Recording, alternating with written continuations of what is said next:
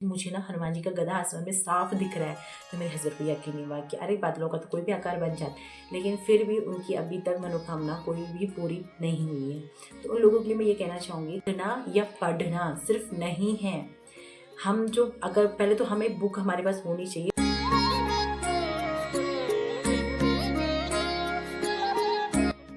जय श्री राम, जय भद्र विशाल। दोस्तों कैसे हैं आप सब? आई होप आप सब लोग बहुत ज़्यादा बढ़िया होंगे। मैं भी बिल्कुल अच्छी हूँ।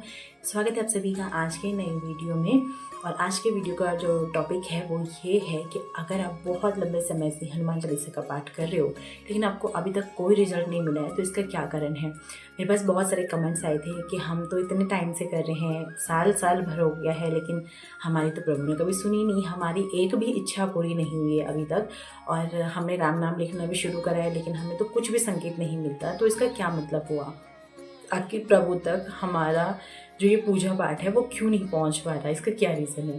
तो आज यही चीज़ मैं इस वीडियो में आप लोगों के साथ शेयर करने वाली हूँ। अगर आपको भी लगभग 1 साल हो गया है, ठीक है, पहले तो मैं आपको 90 दिन का ही कहती हूँ कि 3 महीने अगर दिल से किसी ने पूजा पाठ करी हो तो 100% है, ठीक है। अगर दिल से कोई 3 महीना भी ना राम जी का नाम लिख रहा हो, चाहे हनुमान चालीसा का पाठ कर रहा हो, प्रभु उसको कुछ ना कुछ संकेत देते ही देते हैं। उसको फील होता है कि हाँ, हनुमान जी मेरे साथ हैं। चलो फिर भी 3 महीने नहीं, अगर 1 साल भी हो गया, जैसे 1-2 कमेंट आए थे मेरे पास कि 1 साल हो गया है हमें हनुमान चालीसा का पाठ करते हुए, लेकिन अभी तक प्रभु ने हमारी कभी कोई विश पूरी ही नहीं करी, ऐसा उन्होंने लिखा हुआ था। तो अगर 1 साल से रेगुलर आप हनुमान चालीसा का पाठ कर रहे हो और राम जी का नाम भी लिख रहे हो, तो आपको ये देखना पड़ेगा कि हनुमान चालीसा का पाठ आप कैसे कर रही हो।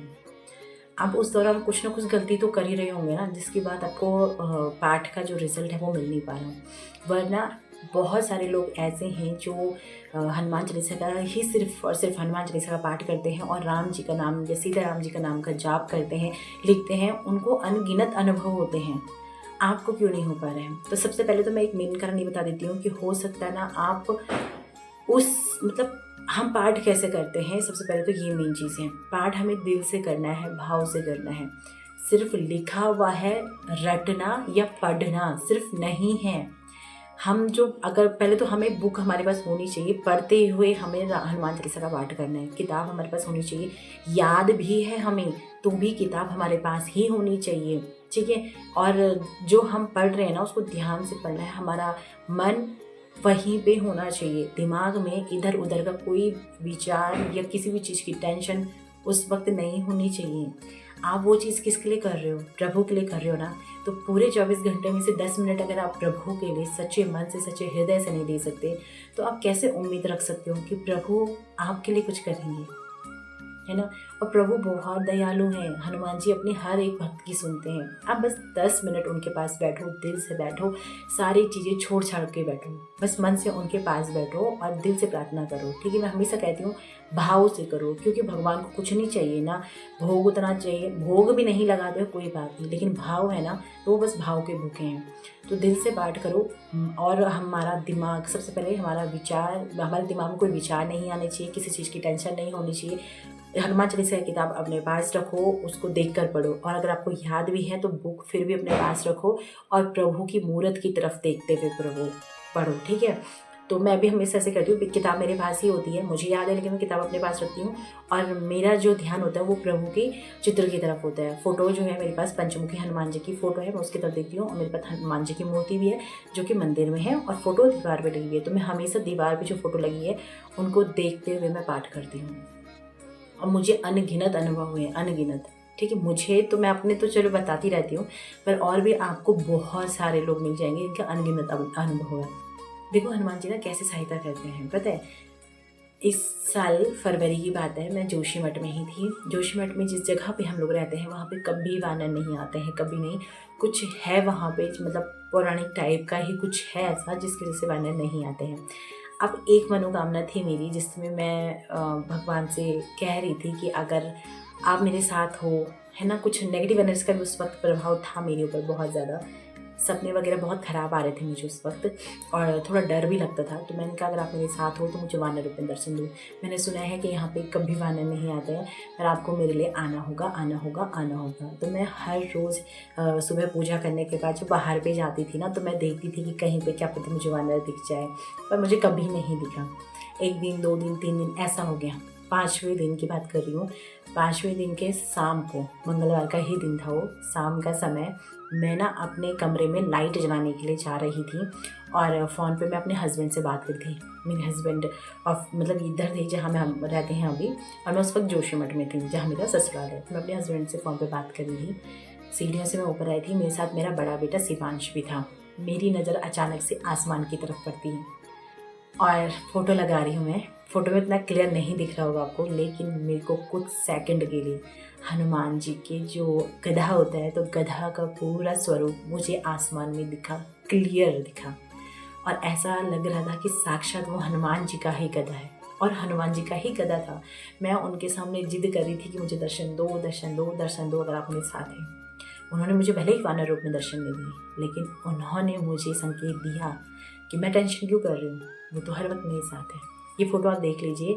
कुछ सेकंड के लिए वहाँ पे कोई और बादल नहीं था, क्लियरली वहाँ पे पूरा गधे का जो है वो स्वरूप था। पर जैसे ही मैंने अपने हस्बैंड को ये चीज़ बताई कि शिवांश ने भी देखा वहाँ पे, पर मैंने बताया कि मुझे ना हनुमान जी का गधा आसमान में साफ दिख रहा है, तो मेरे हस्बैंड को यकीन नहीं हुआ कि अरे बादलों का तो कोई भी आकार बन जाता है। मैंने कहा नहीं, वो वहाँ पे क्लियरली मुझे आकार दिख रहा है। तो उन्होंने बोला फ़ोटो खींचो, और जब तक मैं कॉल काट के फ़ोटो खींचने के लिए करती ना, तब तक कुछ इस तरीके से हो गया था।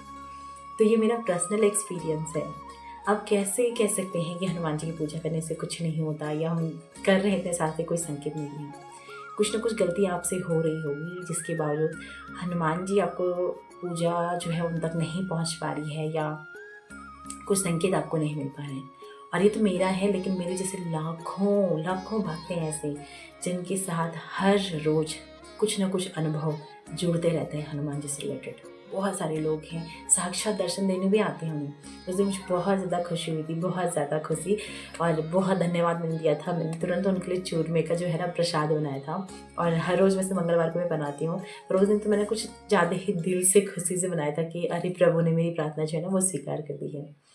ठीक है, अब बात करते हैं कि अगर आप लंबे समय से पढ़ रहे हैं, आपको कोई संकेत नहीं है, तो इसका एक मेन कारण ये हो सकता है कि हो सकता है आपके जो घर के देवी देवता होंगे, या इष्ट देवता, या कोई कुल देवता होंगे, वो आपसे नाराज़ होंगे। और वो मतलब होता है ना, पहले हम किसी की पूजा तो बहुत दिल से कर रहे हैं, लेकिन हमारे जो घर में बैठे हुए हैं प्रभु, उनको हम पूज नहीं रहे हैं। तो हो सकता है कि आपके घर के जो इष्ट देवता कुल देवता है वो आपसे नाराज़ हो। उसकी वजह से भी आपके काम में बहुत ज़्यादा अड़चन आ सकती है, और आपका कोई भी काम ना उस वजह से भी नहीं बनता है। अब हम हनुमान जी की तो बहुत दिल से पूजा कर रहे हैं, और कहते हैं कि अगर हम राम नाम का जाप कर रहे हैं तो पूरे जो भगवान हैं वो भी खुश हो जाते हैं।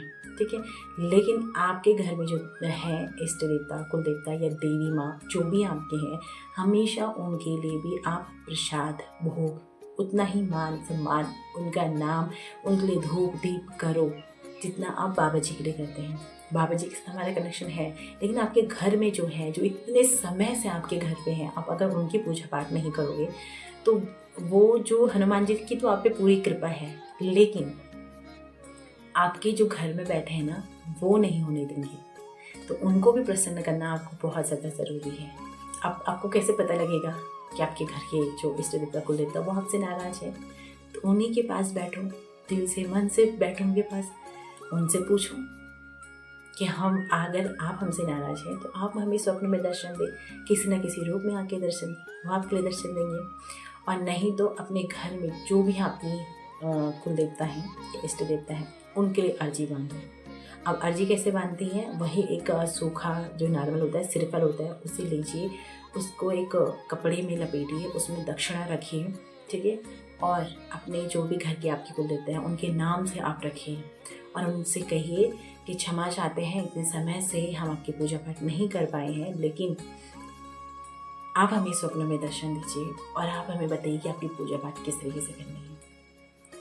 उनको आपको ये अर्जी अपने घर की देवी देवता के लिए लगानी है, उनके लिए भोग प्रसाद आपको घर पे अपने हाथों से बनाना है, और ये चीज़ आपको कर देंगे। उनसे भी प्रार्थना करने की, स्वप्न में दर्शन दीजिए, और हनुमान जी से आपको ये प्रार्थना करना है कि हे हनुमान जी, अगर हमारे घर के इष्ट देवता, कुल देवता या पितृ देवता कोई भी नाराज़ है, तो वो तो हमें नहीं बता रहे कि वो किस वजह से नाराज़ हैं, कहीं ना कहीं हमसे ही गलती हुई होगी, तो आप ही हमें बता दीजिए।